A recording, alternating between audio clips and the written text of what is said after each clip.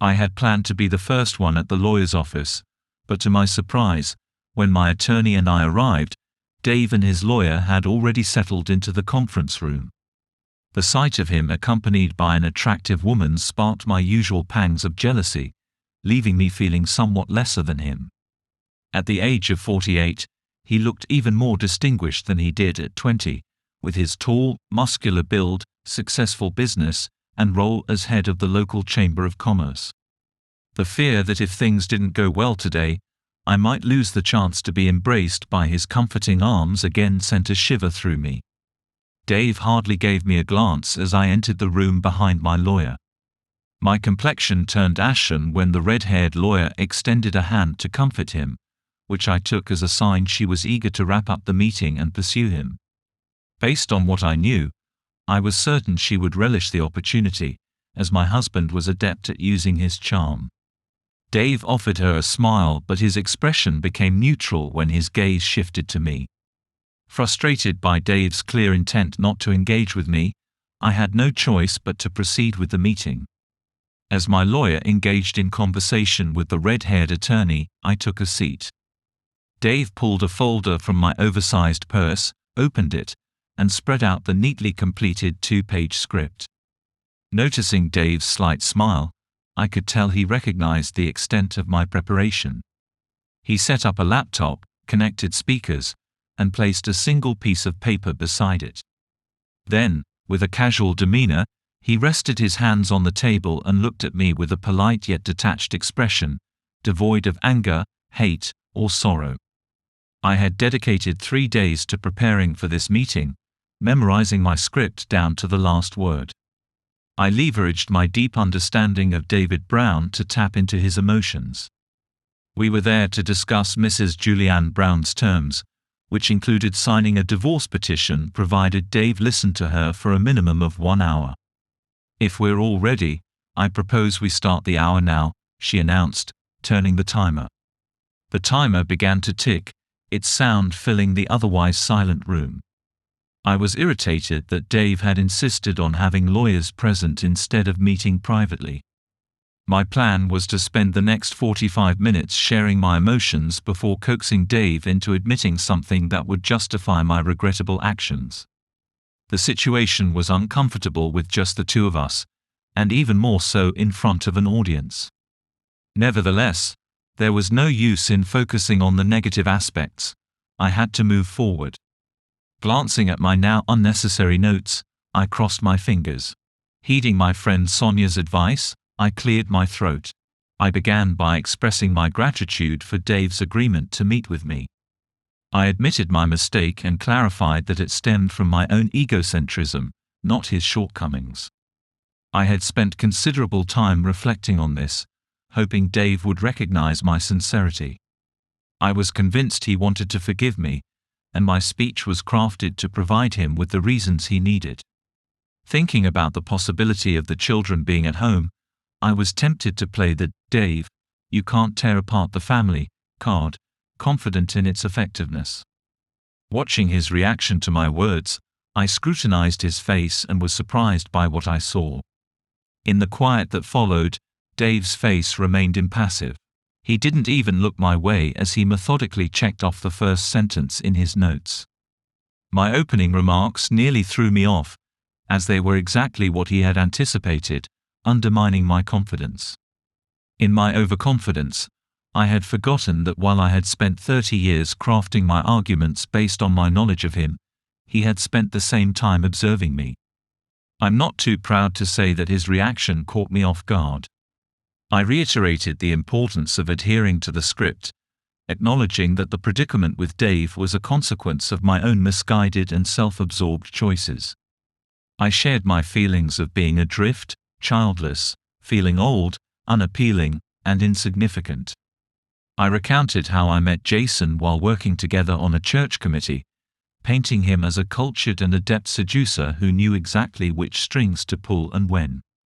He started by acting as a confidant, lending an ear to my troubles after church gatherings last year, during the times you were often absent. But then, one day after leaving a church gathering, Jason proposed we visit a cafe, and regrettably, I consented. Everything seemed harmless, and he came across as a trustworthy friend, which is why I didn't perceive his skill in overcoming a woman's guard. From cafes, we moved on to dining at restaurants, during which he would voice his grievances about his wife. It might be a well-worn story, but by that point, I had placed my trust in him. The dining spots we frequented grew more lavish, and the presents he bestowed upon me became increasingly delightful. Oh, Dave, it's indescribable how pleasant it feels when a man 15 years your junior makes an effort to charm you, but you would feel proud knowing that when he propositioned me 4 months back, I rejected him. After his true intentions came to light, I ought to have stopped seeing him, yet I had grown to depend on the boost his flattery and attention gave to my self-esteem. I fell into silence, sniffling and dabbing at my eyes with the same finger I had earlier run over a slice of onion in my pocket, causing such a sting that I dared not touch my other eye. A single tearful eye seemed sufficient. I paused, resumed, faltered, and hesitated. Oh, dear, I'm filled with remorse for not ending things with him. He took me out and splurged on a bottle of Grange costing $1,300, despite not being a wine drinker himself. Rather than let it go to waste, I consumed nearly the entire bottle, which I suspect was his intention. Overwhelmed by nerves, I couldn't bring myself to reject him. After we exited the restaurant, he offered to drive me home, and I made the unwise decision to accept. Once we were in the driveway, he leaned in for a kiss, and my inebriated state prevented me from stopping him. You're aware of how I become after a few drinks. Then, he began to caress my chest. By that time, my reasoning had completely deserted me, and all I could think about was moving him out of the driveway to avoid the neighbors' prying eyes. For the same reason, I opened the garage door and insisted he park inside. I must confess that even then, in the car, I had the notion that Jason might stay the night, and I certainly didn't want the neighbors to spot an unfamiliar car in the driveway come morning, but I took that calculated risk. I was well aware that betrayal is a severe hit to a man's pride, and I wanted to make sure Dave was the only one who knew, aside from 2 attorneys. As the garage door closed, Jason stepped out of the car and resumed kissing me. As mentioned, I had nearly finished the bottle of Grange and was vulnerable. He took my key and led me inside the house. I showed him to one of the guest rooms, and it's a moment I'll regret for the rest of my life. I allowed him to have his way with me. I'm deeply sorry, Dave. The one thing I managed to do right was to ensure he wore protection. After Jason climaxed, I believe we both fell asleep, I from the alcohol, and he likely from exhaustion after pursuing me for 4 or 5 months. I'm certain I wouldn't have succumbed if I hadn't been intoxicated and despondent, and I would have dismissed him on the spot upon sobering up. Instead, you walked into the room and switched on the light. I've never felt such shame in my life. Your pained expression was devastating. I realized the extent of the hurt I had inflicted on you and our relationship with just one grave error. With tears still streaming from one eye, I turned my beseeching look towards my husband. Having shared a lifetime together, I was confident I could interpret his face like an open book and gauge his reaction to my plea. But no, his face remained impassive. In fact, he didn't even glance my way. Oddly, he was preoccupied with the laptop before him. I assumed he was taking notes until he clicked on a link on his screen. Suddenly, a voice filled the room. My voice. Ugh, don't kiss me. I smell like beer. And you? You've got the stench of sour grapes. What? I only had a single measly glass of white. The audio stopped, and a profound silence engulfed the room. I believe that's the sequence of events. The deafening noise inside my head blocked out all other sounds. I was mortified and felt utterly degraded when Dave caught me with Jason that evening, especially when he grabbed Jason by the hair and started to pummel him. Yet, this paled in comparison to being exposed for the significant lie I had told. It knocked me completely off balance. I had been so sure that the story I had concocted would hold up, I nervously scanned the room. A small smirk appeared on Dave's attorney's face. My own attorney seemed a bit ashamed. Dave just stared at me with a frustratingly neutral look, waiting for my response. Later on, I couldn't fathom why I hadn't immediately grasped the full implications of the situation. What in the world? Dave had somehow obtained an audio recording of my conversation with Jason from that night. I failed to connect the dots and question why he would have a voice recorder present unless he anticipated capturing something significant. What else might we have said? An awkward silence lingered, and as I stared blankly at the cryptic abbreviations in my notes, I foolishly dove back into the narrative I had prepared. I clung to it as desperately as a person clinging to flotsam in the ocean. It was a singular lapse. It will not recur. Nothing of the sort. Please trust me. I lacked the strength to resist him, yet I wasn't so reckless as to let him forego protection or to allow him to take me in our marital bed. He was insistent, but no matter how intoxicated I was, I would never allow that, certainly not in Megan's old bedroom, right? Dave just gave me a look of sorrow, and I couldn't decide which was more distressing, his sad expression or his indifferent one. He sighed and turned towards the computer. I tensed up more from anticipation than from the actual sound of him clicking the mouse, and then I heard my own voice. I love watching you lie there, filled with longing. It's incredibly arousing. After it finished, another click, and Jason's voice filled the room again. When can we next share your oblivious husband's bed? It was thrilling. This time, after ending the audio clip, Dave just stared at me with a silent, accusing gaze. What could I possibly say in response? My own words had unraveled my claims, not Dave's accusations. The idea of protection, the notion of a one-off drunken error, not being intimate with my husband in our bed, all of it fell apart as a lie in just a few sentences. I stood there, at a loss for words. Despite the discomfort, I searched Dave's face for any hint of what he might be thinking. His expression remained unreadable.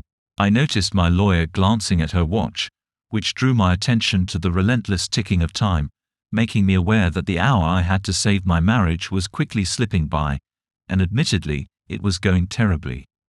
I tried to stifle the rising panic. I'm sorry for lying, Dave, about it being the first time, I said, trying to minimize the additional hurt I had caused. I hoped that by convincing you it was a one-off incident, and for the reasons I had given, you might be less upset. I fell back into silence, unsure of whether to confess that I had been seeing Jason several times a week for more than half a year. The problem was that I didn't know the extent of Dave's knowledge. He had recordings that proved the night he walked in on us wasn't the first or only time. But what else was he aware of? The fact that he had placed a recorder in the usual spot I met with Jason suggested he suspected something else at least once. I was clueless. Yet, I was certain that if I was caught in another lie, everything would be over. All right, Juliana. It's time to be ambiguous, stick to the facts, and avoid specifics, I thought to myself. The truth was that Jason had indeed charmed me over time, and he had a preference for older women. I couldn't deny that the attention from a man nearly the age of my children was flattering. I confess, I was vulnerable. I considered claiming that I had only used the master bedroom once, the very first time, which would be a lie but might cast me in a more favorable light. However, not knowing how long Dave had been aware of my affair held me back from saying it. I chose to remain silent on that matter. Still, I knew I couldn't keep quiet about everything, recognizing that my time to make amends was running out. Uncertain of the right move, I redirected my focus to my notes. I tossed aside the initial points once they were revealed and concentrated on the phrases in uppercase letters. I made it clear that my love and respect for Dave never waned, stressing that my affection for him remained as strong as ever. I clarified that Jason's presence was an extra aspect that didn't take away from my feelings for Dave but instead enriched them, to put it in such terms. When I stopped talking, Dave shifted his attention back to his computer screen, knitted his eyebrows together, and seemed briefly perplexed. But after a while, he settled down again.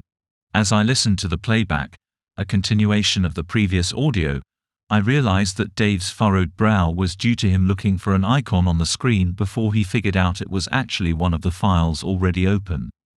It would have been better if he hadn't understood, and it was clear he had to start from scratch. Returning to the start of the video, I faced Jason's inquiry about intimacy in our marital bed once more. Just like before, I winced, aware that my response once again incriminated me with the words, "I've already told you, never again, not after last time." That evening, Dave came out of the shower and accidentally stepped on a large white drop, which I was secretly thankful for. Dave bought my excuse that the drop was due to a sneeze. Sinking deeper into my chair, I braced myself for the expected words to come. Even though I initially felt self-satisfied when I said them, that sensation quickly faded away. By offering to clean his leg and doing so with care, I managed to distract Dave. When I said, "You have to admit, doll, that your husband can be quite the oblivious fool," I felt insulted by our conversation about how we had narrowly avoided getting caught, like the time he had to hide in the closet because Dave came home early. Yes, Dave is unaware. At first, I thought it was endearing how much he trusted me.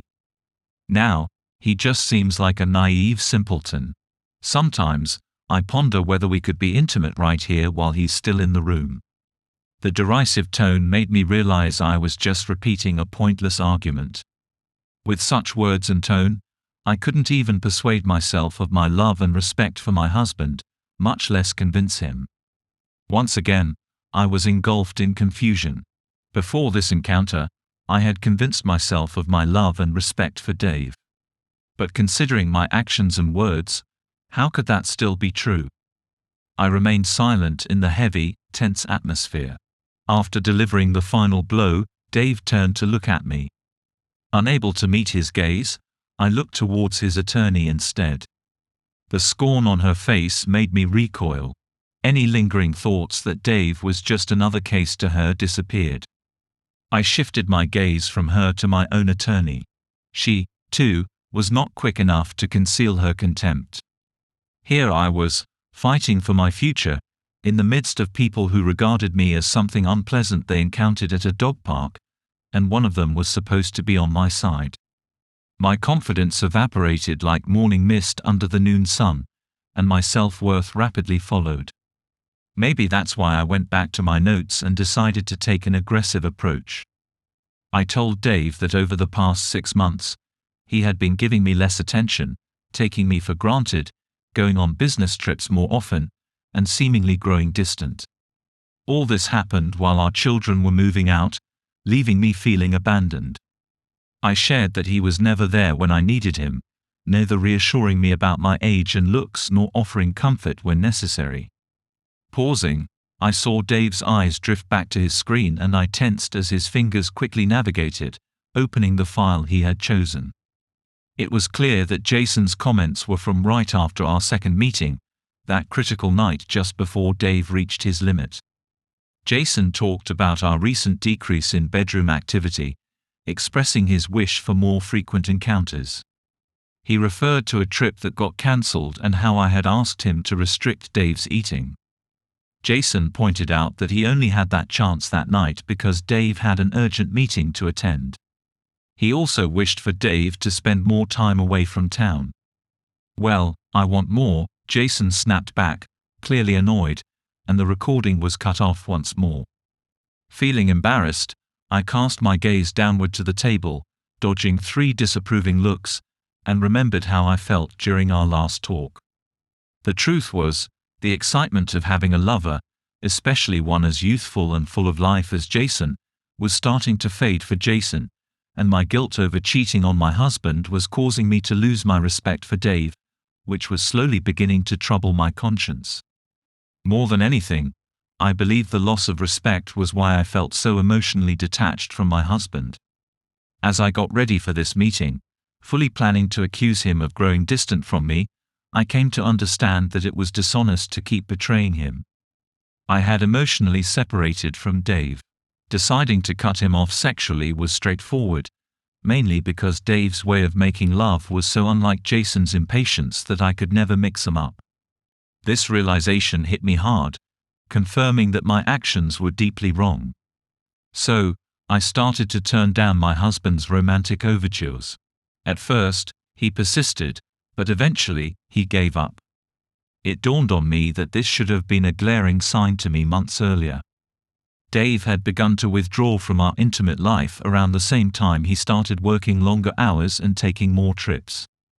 Back then, I assumed he was also emotionally pulling away from me. Now, with my eyes shut, I was utterly perplexed about who was distancing themselves from whom. Then it hit me. Dave must have been aware for quite some time. That's the reason he knew to place the recorder in Megan's room. Darn it. My whole strategy for this meeting was to downplay my wrongdoing, mend Dave's bruised ego, swallow my pride, all in an effort to reclaim my life and the future I desperately sought. I thought I was dealing with a bull that had just been hurt.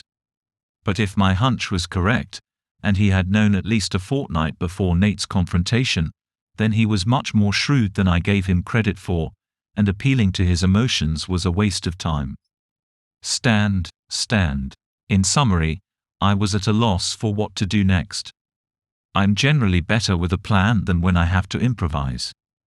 That's why I had 2 pages of notes. But I had to act. Time was slipping away. The ticking of the clock was a stark reminder. Out of desperation, I grabbed my notes, searching for some glimmer of hope. The throbbing in my head made it difficult to take in the words. Nothing stood out.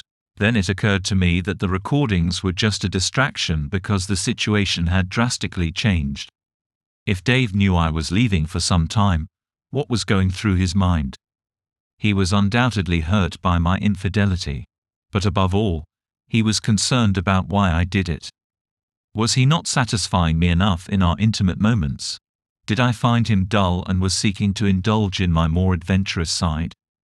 Did I have feelings for Jason? Was I actually planning to elope with him? I could address these insecurities and doubts.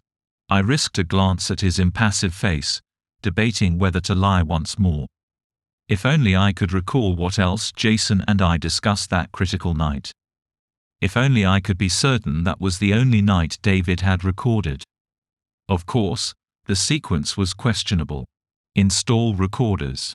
Resist. He couldn't have been sure about this for long. He just wasn't that good of an actor. I was desperate to convince him of the truth. I still had love and respect for him, and my fear of him leaving me was proof of that. It went far beyond my concern over losing a comfortable lifestyle. But how could I persuade him of my respect after he heard me mock him as goofy in front of my lover? Trying to justify belittling him to my lover as a way to ease my conscience and to bond with Jason seemed pointless. I saw no reason for it. The same was true for my love for him. If I had caught him cheating on me, nothing could make me believe he still loved me. Gaining his belief in my love and respect will require patience. I managed to buy some time by persuading him to hold off on demanding an immediate signature on the divorce documents. Yet, I wonder how much longer I can keep the clock from running out as I try to convince him. One thing was certain. My upcoming words needed to make an impact. A significant impact. Gathering my bravery, I fixed my eyes on Dave across the table. I communicated my understanding of his feelings of lost love and respect, assuring him that wasn't the reality. I declared my enduring love for him and our shared life, expressing a heartfelt wish to remain with him for the rest of my days. I recognized the seriousness of my actions, confessing that Jason was merely a diversion and that my love for him was non-existent. Moreover, I promised Dave that eloping with Jason had never been my plan. I owned up to the mistake of my actions, especially when reacting to Jason's suggestion to limit our intimacy. Upon reflection, I admitted my confusion about why I proceeded with it, especially since I had convinced myself I was only giving Jason what Dave couldn't handle. I pointed out that Jason didn't have Dave's endurance or expertise, and my behavior was purely driven by physical desire and self-indulgence. While the physical connection offered momentary pleasure, it lacked any real emotional depth. I made it clear that I hadn't indulged in the same sexual acts with Jason that I had previously refused Dave. Time appeared to crawl, reflecting the experience of those on the brink of death. The breakdown of my marriage played out in a drawn-out manner, while life for others continued at its usual pace. To my side, my attorney showed her contempt by throwing her pen down and turning towards me. It was clear that at this moment, I couldn't even bribe someone to take my side. Dave's attorney shifted for a better look at the laptop screen, revealing that Dave was not playing audio recordings as I thought, but video footage. This new information made the situation feel even more severe. Dave's spouse took his hand in solidarity, and although he wasn't looking at me, his demeanor spoke volumes of deep pain, as if the person who should have been his pillar had let him down. I caught a brief glimpse of his anguish, marked by a single tear from the eye nearest to me. I pondered whether his agony was genuine or if he had fortified himself by focusing on the screen. Amid the turmoil, some trivial details came to my attention. The recording was from at least 3 weeks prior to the accident, indicating Dave had been aware of my infidelity for a while, long enough to notice a consistent behavior. A hush fell over us as the audio played, turning the once warm atmosphere into one that felt dirty, careless, and in poor taste. My gaze settled on the table where my attorney had laid out the divorce papers. Powerless, I had no defense against the repugnant actions Dave had exposed. With remarkable skill, he deconstructed all my justifications, downplaying, and weak attempts at mending our relationship. It was finished. Dave, like a maestro, remained silent today. He simply gestured to the parts of the orchestra he wanted to play, using his expertise to silently orchestrate our parting. No, it wasn't Dave. I climbed the scaffold myself, blindfolded, with a noose ready, and I was the one who kicked the lever. Dave merely constructed the scaffold and walked away. As soon as he played the final clip, he knew exactly what my response would be, leaving me no opportunity for absolution. And when I presented my arguments, thinking I knew him well after 3 decades of observation, I had overlooked that he had been observing me for just as long. Gazing back at me with her sharp, discerning eyes. The embarrassment and disgrace were too much to bear, ultimately driving me to flee. What I sought was escape.